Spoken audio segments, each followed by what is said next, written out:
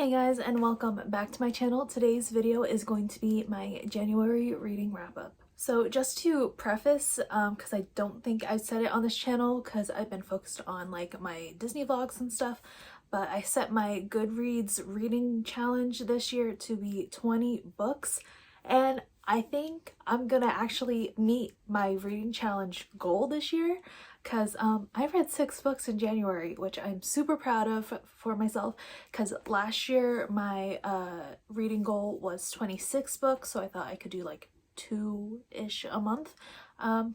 Didn't hit that. I think I read like, I was still in double digits. I think I had like 19 or something. So the fact that I am 5 books ahead this year, I think, according to Goodreads or something like that, is great for me. I hope I can keep up the process. But anyways, I read 6 books in January. 3 of them were physical books, and then 1 was a graphic novel, and then the rest were on my Kindle app because I'd been doing a lot of traveling in the month of January. I had moved out of Flamingo Crossings, finished my Disney college program, then went to visit family in Georgia for a week, came back to Disney for a family vacation, and now I'm finally home in Jersey.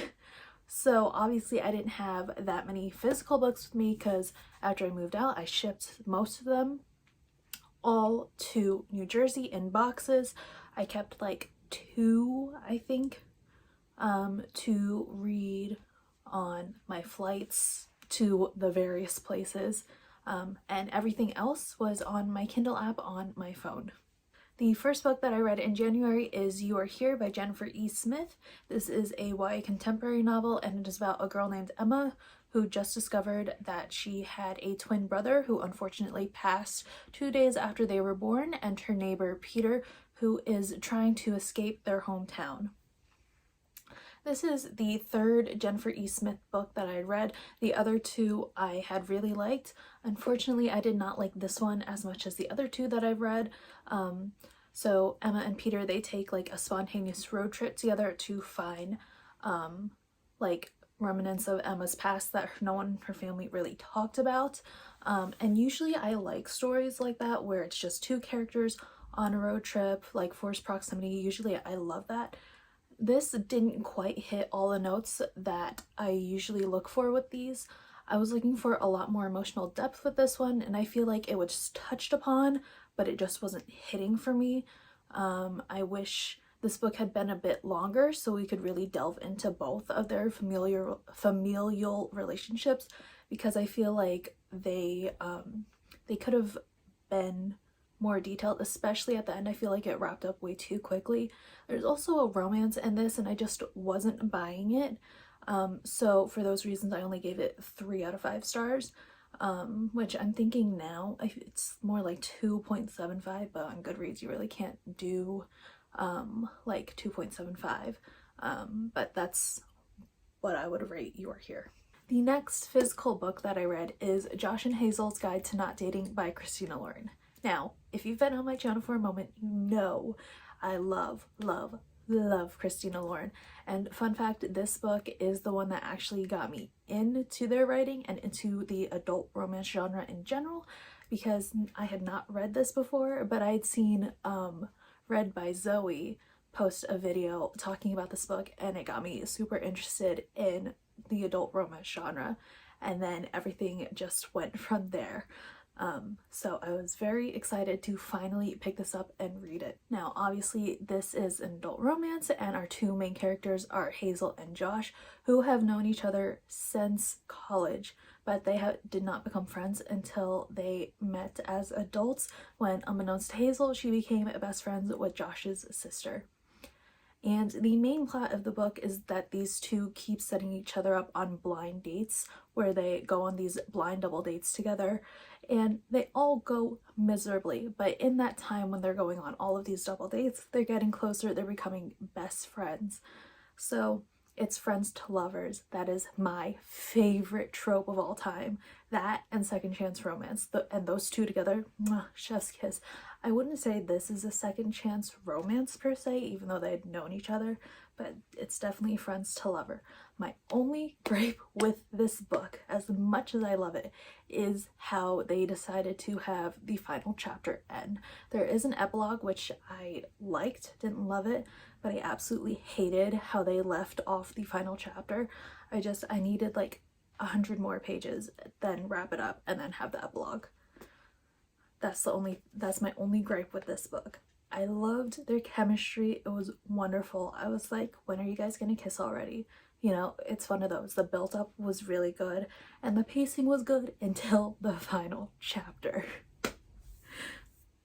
But of course, the characters are so lovable, as with all Christina Lauren characters are. I already have like 3 other Christina Lauren books that I plan on reading this year, because I have almost their entire back catalog of books. I think I need like 1 more, and then I'll have all of them, and I can't wait to see like the Christina Lauren shelf on my bookshelf. Oh, it's gonna be so good. But I ended up giving this, I think, 5 stars. Even though I did not like that last chapter. I don't think I can say that enough. It was, in my opinion, a terrible way to end a romance book.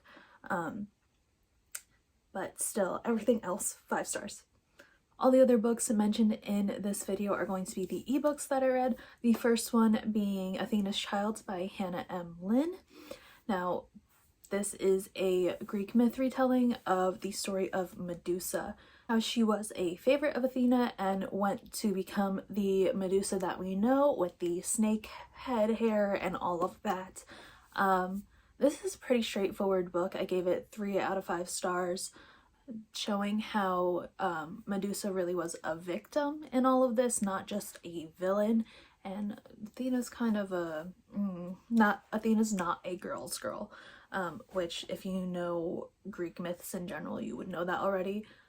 I didn't hate it, but I wish I'd known going into it that you weren't just gonna get Medusa's perspective in this, you were also gonna get Perseus's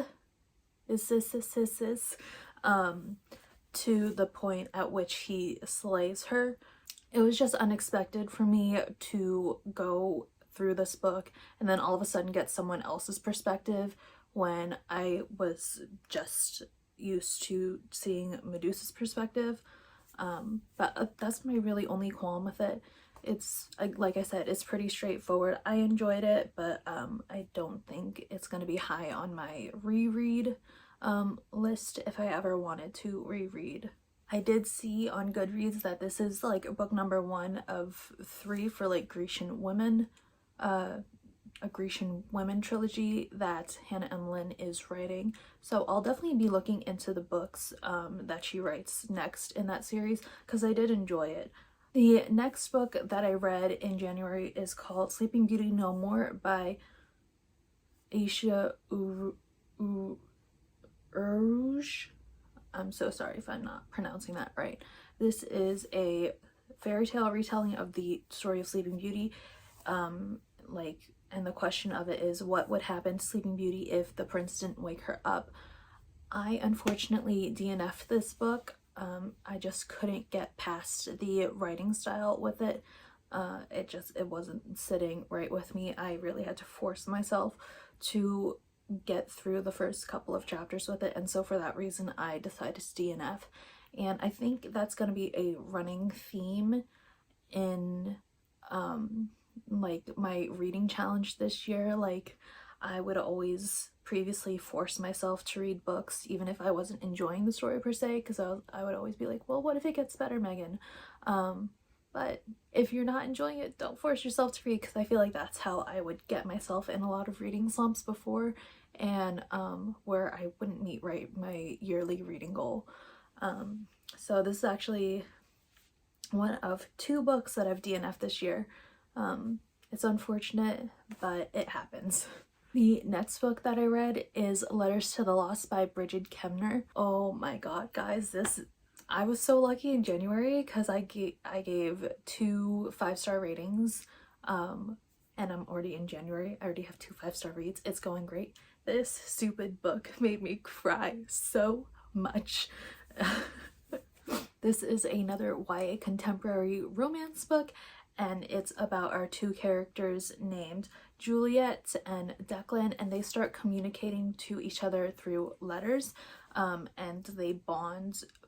I feel like I said that weird. It just felt weird in my mouth. They bond through their shared grief. Juliet had lost her mom, Declan had lost his sister, and that's how they communicate to each other for a really long time. They don't know who the other person is on the other side, because they end up, after not writing letters, they set up emails, like anonymous emails, where they email each other back and forth, even though they go to school together. So there's that like added question of like, when do they find out that they actually know each other in real life? As someone whose mother has passed fairly recently, this really helped me deal with my own grief, and just the emotional connection that both of them shared with each other was so strong. Brigid Kemmerer really like delved into that and just wrote it so beautifully. I just want to give both of these characters a hug because it's some pretty heavy stuff, but like, again, 5 out of 5 stars. It made me sob. It was so good. Like, if a book makes me cry, you're immediately getting 5 stars. Unless if I'm crying out of frustration, maybe not, but you get the gist. And the final book that I read in January is Radiance by Alyson Noel. This is technically a reread for me. I had read this many years ago when I was in middle school. I had found this in my Kindle app and I was like, oh, there's this one scene I remember so vividly from this. So I wanted to like get context from like for that scene, because it always like just randomly would pop up in my head and like play out. I don't know why I would randomly think of it, but I did. So I was like, let me check out this book and see why my brain keeps being so drawn to it. This book is about a girl named Riley who has crossed over into the afterlife, and she is given her like, I don't know how to explain it besides like angel duties, or she's given her like purpose in the afterlife, and that is to help people cross over, like ghosts who are stuck in like the human realm. That's her task, to help them cross over, and it's about like her training. It was fine.